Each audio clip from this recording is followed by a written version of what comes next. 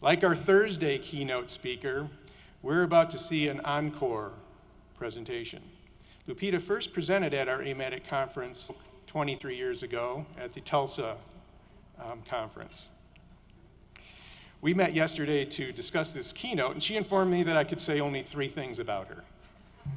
And what a remarkable person. I could listen to her life experiences all day.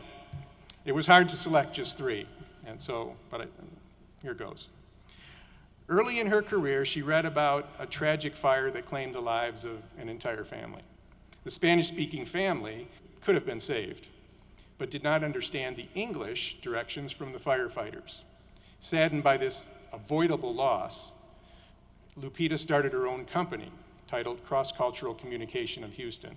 This decades-old company trains law enforcement officers to effectively communicate with people from other cultures. It still exists today. Over the years, the company has been selected by the U.S. Department of Defense and by the U.S. Department of Justice as the best of its kind in the country. She was invited by representatives of those departments to provide the training in cross-cultural communication to 16 law enforcement agencies responsible for securing the Pan American Games. Her company also trained the Secret Service, U.S. security forces, and many sheriff's departments. In 1984, she became the first Hispanic U.S. representative to the United Nations. She also was the first Hispanic to serve as an international correspondent to the UN, as co-chair to the National Institute of Justice, and as co-chair to the National Commission on Educational Excellence for Hispanic Americans. Recently, the DuPont Corporation named part of their National Training Center in Wilmington, Delaware, after her. Lupita's latest honors include being selected as a Woman of the Century and as one of 20 women to be included as part of a permanent exhibit in the Smithsonian National Museum of Women. Lupita is a very strong advocate for financial literacy. When she teaches public speaking, she requires students to give one of their presentations on a topic related to the mathematics of finance. She has taught over, I know it's more than 3. She has taught students for 50 years and police officers for 40 years and has advised more than 60 PhD students. And while she can retire anytime she'd like, she continues to have passion for teaching and continues to teach to this day. Please join me in welcoming Dr. Guadalupe Quintanilla to the stage.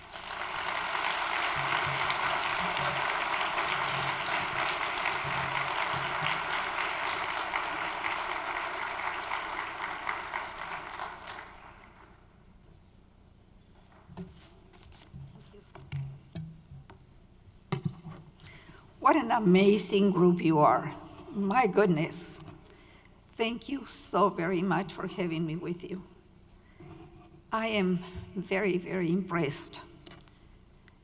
Thank you to everyone who remembered me from so many years ago. Thank you, Kevin, for doing so many things for me. Thank you to those of you who have made me feel like a very important part of this incredible family. And as I tell you, thank you, I remember a story that happened the day I left to come and see you. My grandson, who's 5 years old, came over and I said, "Oh, welcome, Marco." They live next door, and he said, "Well, I came to tell you thank you for the gift that you're going to bring to me." But that's not all. Then he looked at me and he said, "Lopita," he calls me Lopita, "Lopita, you look so beautiful when you have lipstick on, especially on your teeth."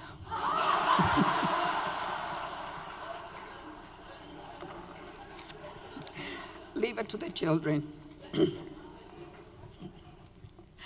Anyway, and thank you, Jim, for having a podium that I can reach. Usually that does not happen.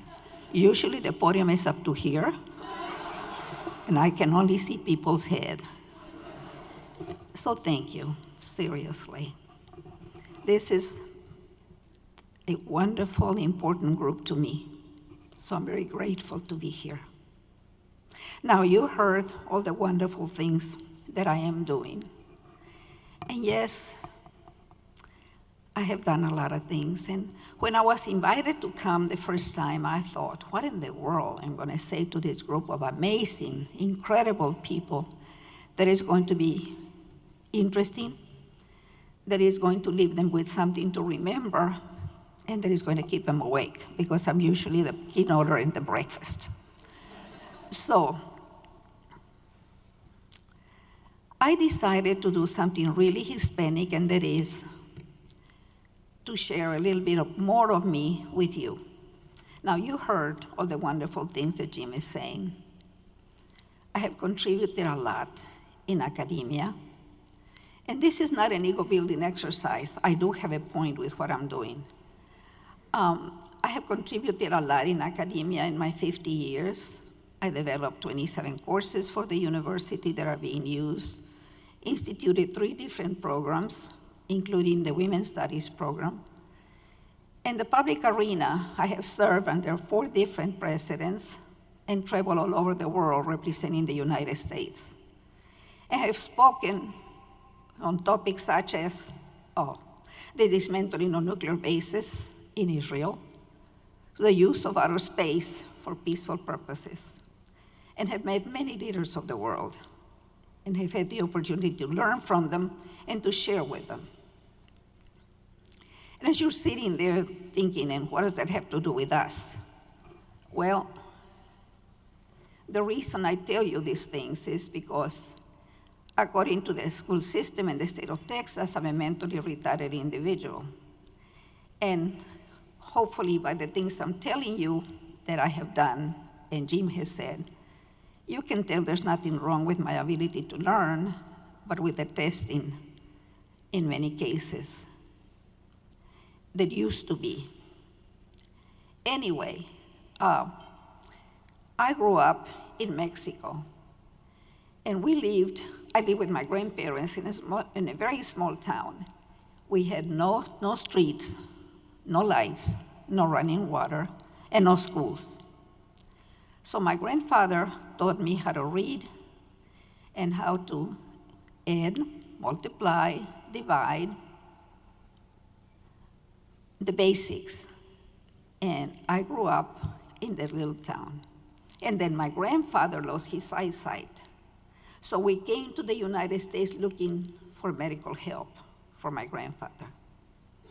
And when we got to Brownsville, Texas, my father decided I needed to go to school. I was 11 at the time. And I went to school.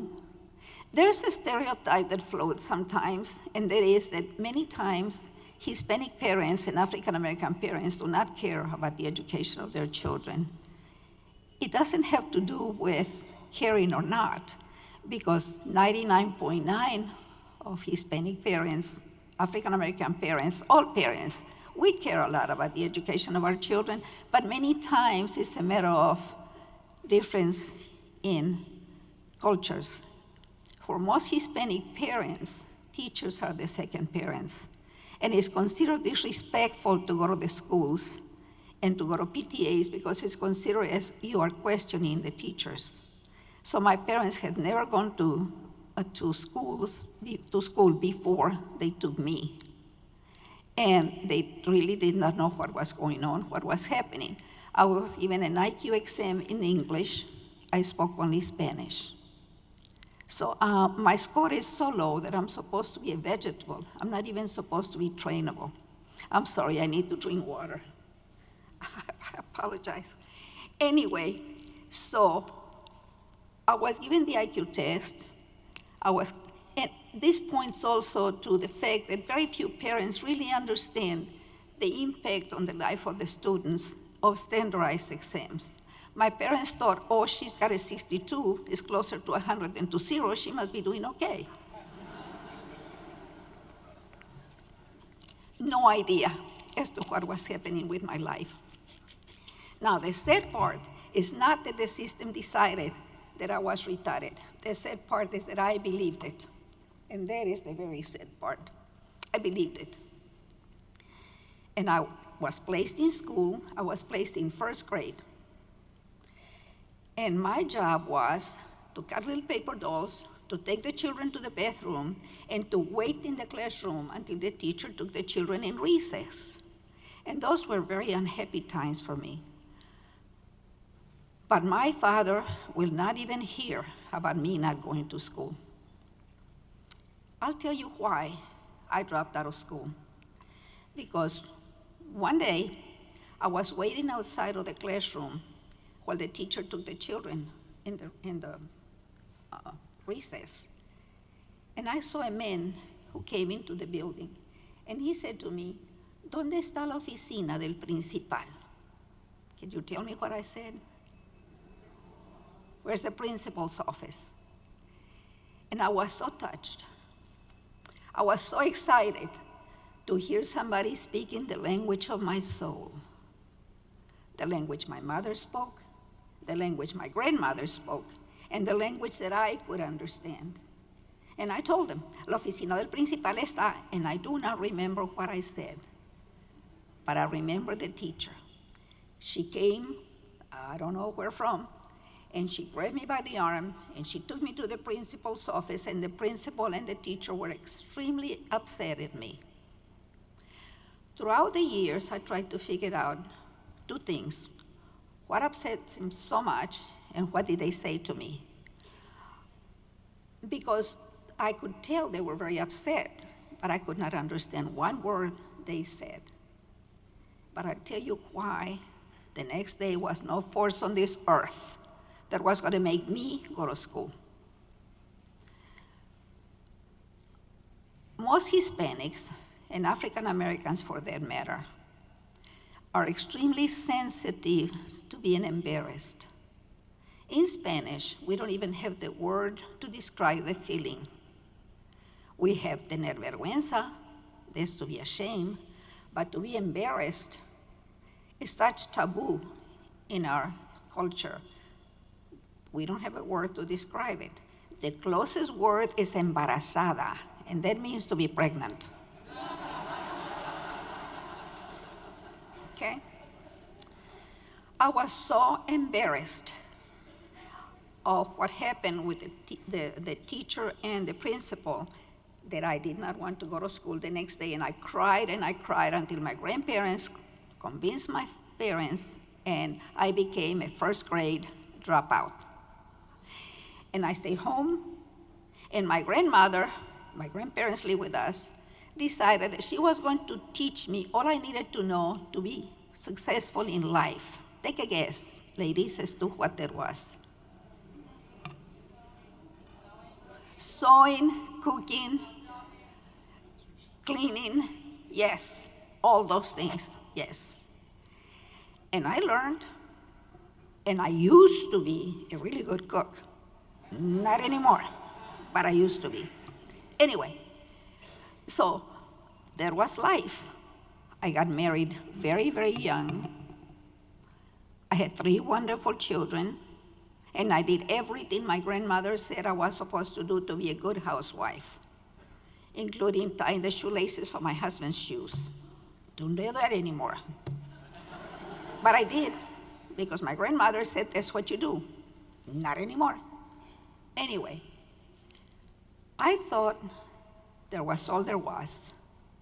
You are very young in this crowd to remember, but there was a song that used to say, "Is that all there is?" And I thought that was all there was to life.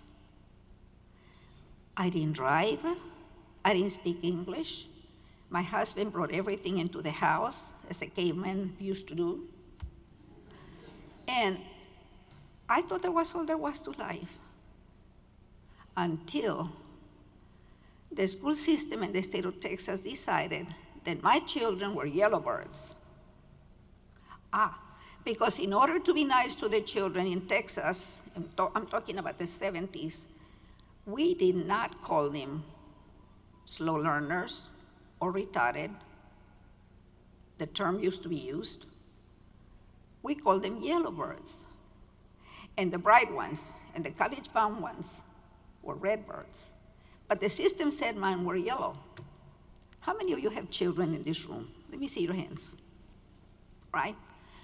You know how very painful it is. And those of you who do not have children yet, hear this. It is extremely painful when you think that you have done something to hurt your child. It hurts more than if it happens to you. And I used to cry myself every night thinking, my children, they took after me. I really believe I was not able to learn. And then gradually, I started seeing how my children were learning the songs I was singing, and the prayers I was teaching, and the games that we were playing. And then I decided, what you know about your children, that my children were some of the brightest people who ever walked this earth. I still think they are. And then I learned, ladies and gentlemen, my first rule to succeed. I learned that if I needed to get something done for myself or somebody I love, I need to get in there and do it myself, not wait for anybody else to do it for me. But then I learned rule number 2, and that is, if you want to change something that you don't agree with, learn as much as you can about what is it that you want to change. Otherwise, you're going to fail. And because I wanted to learn, I volunteered my services to the school. And I was accepted in the Head Start program, which is what I wanted to be. And my job, again, was to take children to the bathroom and to cut little paper dolls. But this time, I was learning. And I got to see how little people, Head Start, preschool, were being tested to be placed in the correct grades. And these are some of the things that I remember I saw. I saw children being shown a page with a red, round fruit with a stem. What comes to your mind? An apple. That's what the children said. But the person from the Northeast who did the exam put a cherry. But the Valley of Texas is not cherry country. And cherries are expensive, and very few children have ever seen cherries. So a red round fruit with a stem was an apple. Let me tell you another one. How many ears do you have?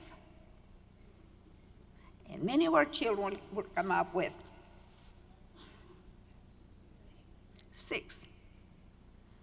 Anybody dare to guess what were the children understanding? How many years do you have? This is the way we ask in Spanish, ¿cuántos años tienes? How many years do you have? Let me give you the one that takes the cake. I'll have to probably translate it, but if you fall and you scrape your knee, what does your mother do? And the answer was, she cleans it and puts a Band-Aid on it. Our Hispanic children will say, sana, sana, colita de rana. Now, you heard the laughter. That is what Freud called the collective subconscious of a people. I haven't spoken with those gentlemen and ladies who were laughing. They understood what I said. I said, a little saliva makes everything better. That's what I said. But a Hispanic child, this is what the child hears, because this is what parents do if the child gets hurt. Along with the Band-Aid, but sana, sana, colita de rana. And I thought, aha, that's what it is. Wrong questions, right answers. And I decided I need to go talk to the teacher. And I went. It took me forever to get the courage. Mrs. Castro. And she said to me, no. That's the way it is. Not only that, but the room was full of yellow birds. And I could not understand why. I thought mine because of my brain, but what about the other children? What about the others? She said, that's the way it is. So then I made the decision to go talk to the principal, Mrs. Gottlieb, Brownsville, Texas, Russell Elementary School. And Mrs. Gottlieb, I told her, but Mrs. Gottlieb, in Spanish, by the way, I didn't speak English, but she spoke Spanish. Mrs. Gottlieb, this is what I saw, this is what's happening. And she said, no. The problem is you speak Spanish at home. Now we know that children can learn more than one language. But at the time, no, you're speaking Spanish at home. And I thought, oh, really? I'm going to learn English then. Ladies and gentlemen, nothing more difficult in a small Texas town in the 70s, early 70s, but to find a place to learn English. Lucky for me, because if I had found a place to learn English, I would have learned and stayed there. But I could not find a place. I went back to Mrs. Gottlieb, where do I go? And she said, go to the high school and see if they let you, not as a student, stand in the back of the room, listen to some words in English being spoken so you can learn some. And I went, and I met with dear Mrs. Inglehorn, the counselor. And she said to me, our records tell us you're retarded. You're going to be occupying a chair somebody can use. We cannot have you. And then I went to Mercy Hospital because I had served as one of those pink ladies that delivers the flowers and delivers the mail while my children were in school. And I got a pin from Sister Polycarp. And I thought Sister Polycarp was going to let me listen where the nurses are learning English. Sister Polycarp said, no, because you don't have a high school diploma. And then I went to the telephone company because they were hiring operators. I didn't want to be an operator, but I figured they're going to teach me English, I'm going to be one. But they told me, no, because you don't have a high school diploma. And I went to Mrs. Gottlieb and I said, what do I do? And she said, go to the community college. Maybe they let you stand in the room while you listen to English being spoken, not as a student. So I went, and I heard the same thing. You don't have a high school diploma. Ladies and gentlemen, today, I don't have a high school diploma. I don't have a junior high school diploma. I don't have an elementary school diploma. What year did I tell you I dropped out?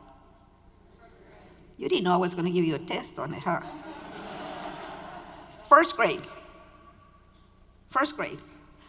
But I'm here with a bachelor's, a master's, a doctorate, and a lot of post-baccalaureate work. And one of the reasons for my being here, when you meet a student who's giving up, tell them about me. If I could do it, anybody can. Anybody can. Anyway, going back to my story. When I left the community college, I was crying, and it was raining, and I could not see where I was going. I felt as if somebody had dropped a wall in front of me, and I couldn't go forward, over, under. I know many times you have felt, many of you have felt at least one time the way I felt, as if the whole world has closed on you. And I decided I'm going home and I'm staying there. I went home, but I didn't stay there because then I learned rule number 3. If you want something for yourself, for the people you love, you cannot give up and you have to persist until you get it.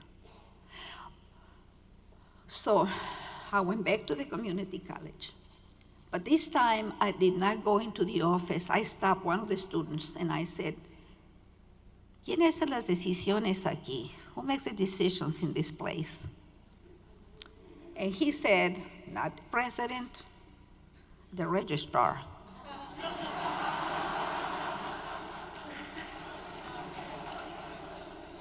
And my next question was, where does he park?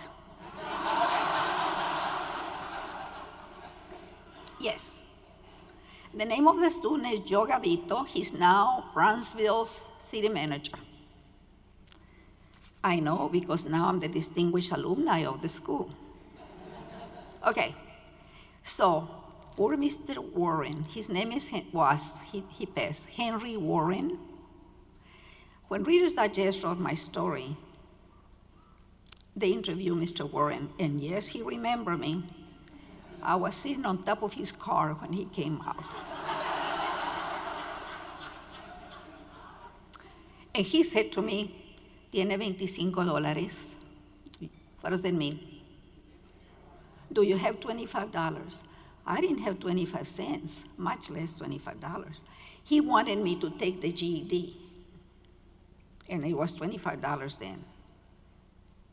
And when he explained what it was, I knew I wouldn't pass it. I thought algebra was some kind of spaghetti. I didn't know you needed a pencil for algebra.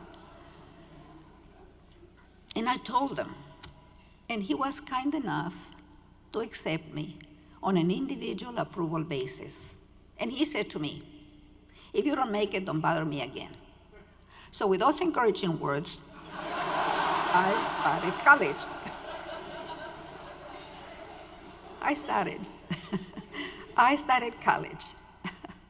Let me tell you, ladies and gentlemen, nothing more terrifying than academia for those of us who are not used to it. When we move into the world of academia, piece of cake.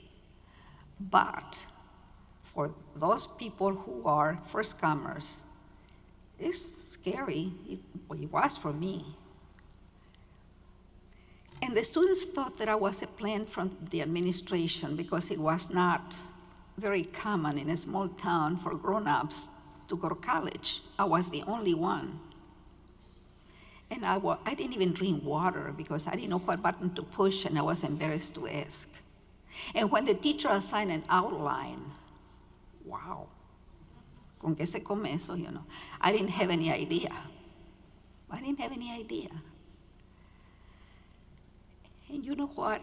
I think that the students felt sorry for me after they realized that I was really struggling, and they decided to help me, coached by Joe Gavito, who became my friend, and his brother Alfredo.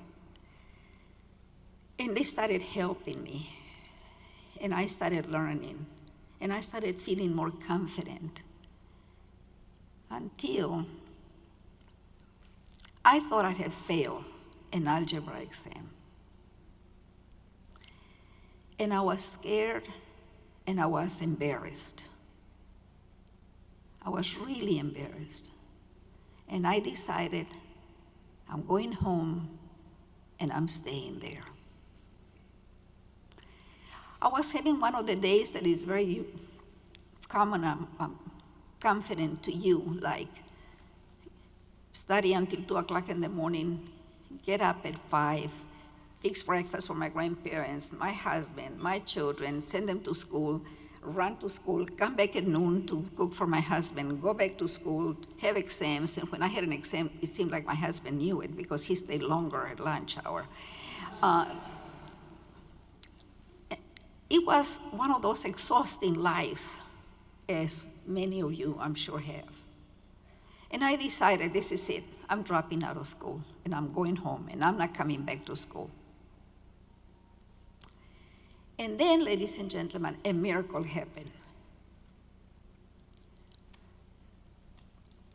Actually, one of you, my algebra teacher, her name was Mrs. Owe. And she noticed that I was not in class, and she called me. I told her I had decided that I was going to stay home, and she said, "I need you to come and speak with me."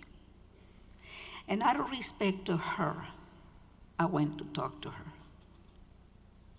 And ladies and gentlemen, she gave me what I call my gift of CPS. She spoke with me and encouraged me to come back. And because she asked me, I did. And then she made it her business to talk with me occasionally. And through her conversations and minutes that she gave me, she made me feel capable. And she helped me to understand that I had the power to do with my life. And she made me feel significant.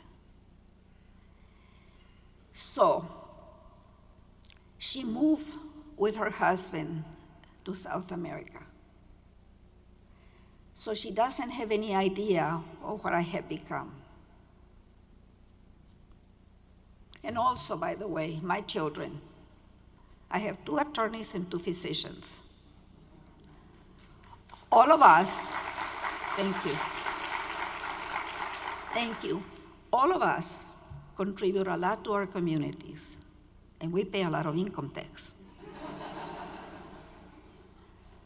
But can you imagine what I would be had it not been for Mrs. Owe? So, one of the reasons that I am here, and the most important one,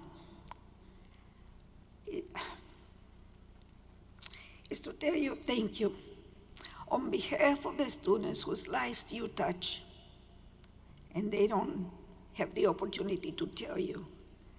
Thank you. Thank you for caring about the students. I'm sorry.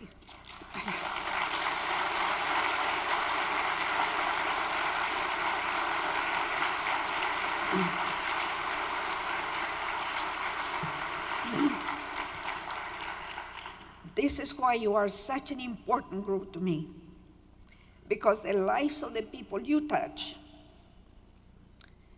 go way beyond and touch others. You give the students wings. Thank you for doing that. Thank you. Well, after Mrs. Owe gave me my CPS, I moved on and continued studying, started making the dean's list, and continued to learn, and then there was no stopping me.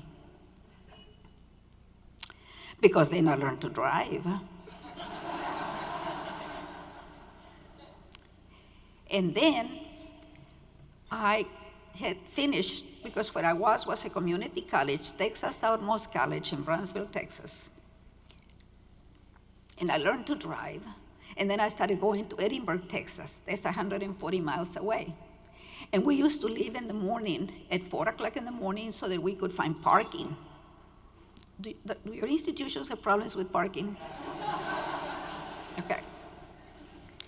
And let me tell you what. The Valley of Texas has fog. London doesn't have it. The Valley of Texas has fog. And we used to wait in the outskirts of Brownsville at 4 o'clock in the morning to follow the bread truck or the milk truck to the little towns, and we follow the lights of the truck. There was a routine every morning, and we would stop at a coffee shop and then go to the campus.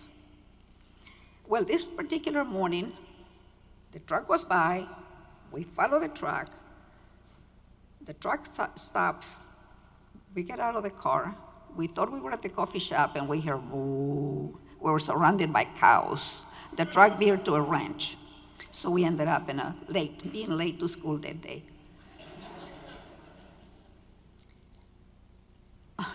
Because I have served in under different presidents, as I told you, the FBI has investigated me numerous times. And also because I work with law enforcement and drug enforcement, I have national security clearance, so I've been investigated a lot. And one of the FBI agents called me the first time and said, we have a mistake on your academic records. And I said, oh, really? He said, yes, we have you going to 2 different institutions in 2 different cities at the same time. There was no mistake. I was going to Brownsville Mondays, Wednesdays, and Fridays to finish my associate and going to Pan American Tuesdays and Thursdays to start my bachelor's. And I finished in 3 years, carrying 21 hours, and there was no mistake. Anyway, so once I finished, from there it was easy. I'll tell you one more experience. I had a teacher, teachers can be difficult sometimes, who really, I have a biology degree, and so I had a teacher who used to like to collect specimens, and we used to go on field trips. And in this occasion, there were 4 boys and myself going on the field trip with Mrs. Jones. And so we stop at this particular place, and as the boys get off the bus, they kick a rock, and there's a nest of tarantulas, you know, those big hairy spiders like in the Indiana Jones movies, those really big ones. And the teacher wants them. There's 7 spiders. I didn't get them, the boys did. They got the bread out of the bags and put the spiders in the bags and put the bag in the van. I said as far away as I could from those things. But on the way back to Brownsville, the teacher wants coffee. Teachers can be difficult. Anyway, when we get back in the bus, there are 6 spiders in the bag, and they're all over the place. And the boys got 6, put them in the bag. 1 we never found. To this day, if I get into one of those things, or the little bit buggies, like from the airport to the hotel, I feel something crawling up my legs. Anyway, after that, I learned to learn. I learned a lot of things after those experiences, you know. I learned many things. I learned that I needed to continue developing my self-confidence by doing something productive every single day and by doing more than expected. And that I had to really face the fear of the unknown by learning. And I tried to share what I learned with my students. And I also require my students, by the way, to learn 2 lines from a poem written by a Mexican poet by the name of Amado Nervo. Have you read Amado Nervo? Anybody? This poet wrote a poem to life when he was dying. And it's a very pretty poem, but I just require the students to learn the last 2 lines, because it goes like this. Al llegar al final de mi largo destino, sé que fui el arquitecto de mi propio destino. And that means when I got to the end of my long journey in life, I realized that I was the architect of my own destiny. And that sort of has been my mantra throughout my life. But then, ladies and gentlemen, I also learned, and I tell the students, that it is extremely important to learn from others what to do and what not to do. And I try to do that all the time. And that it is extremely important to also learn to listen and to speak. Listening is an art, and we're losing it. And speaking at the right time and at the right circumstances. Dale Carnegie said, any fool can condemn, complain, and criticize, and most fools do, and I try very hard to encourage my students not to be fools and try myself not to be a fool. Above all, I encourage my students I tell them, see red. And that stands for developing responsibility, efficiency, in every aspect of their lives, and determination and discipline. So I tell them, you got to see red. So I learned a lot of things. I learned the difference between aptitude and attitude. Aptitude, you do things when you have the talent and you know how to do it, and attitude is what carries you through life. I tell the students, good attitude is what counts. I encourage my students to fail forward.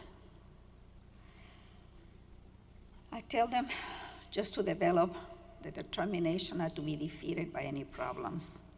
And I also encourage them to deal with problems. I worked under a provost I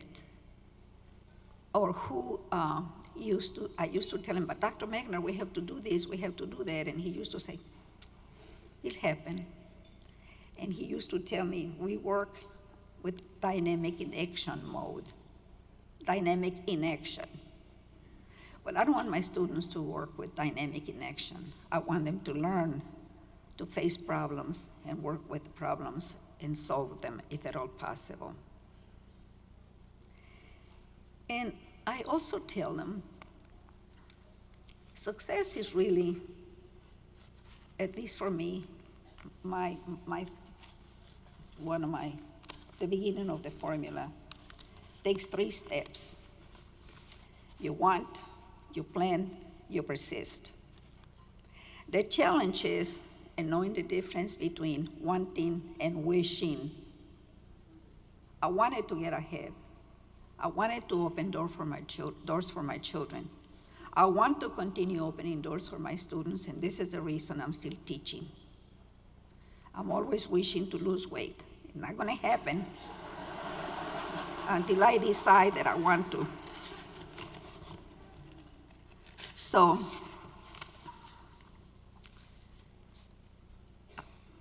I don't know how many minutes I have spoken, but I think I'm getting you tired. But before I let you go, I wanted to share with you what I have always considered my definition of success. And it goes like this. Success is speaking words of praise. It's cheering other people's ways. It's doing just the best you can with every task and every plan. It's silence when your speech was hurt, politeness when your neighbors call.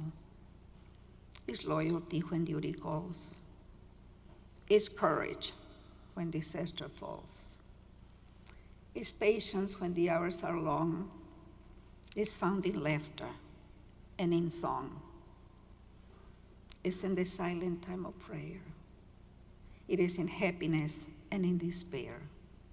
In all of life and nothing less, I found the thing I call success. Thank you so much for listening to me.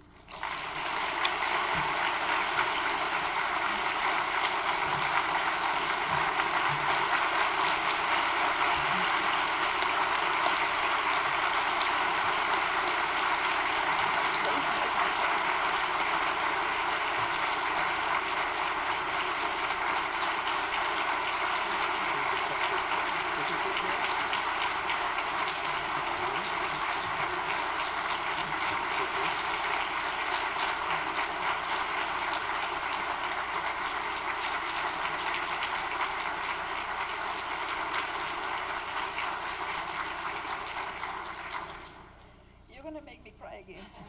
And my rímel runs down. Thank you.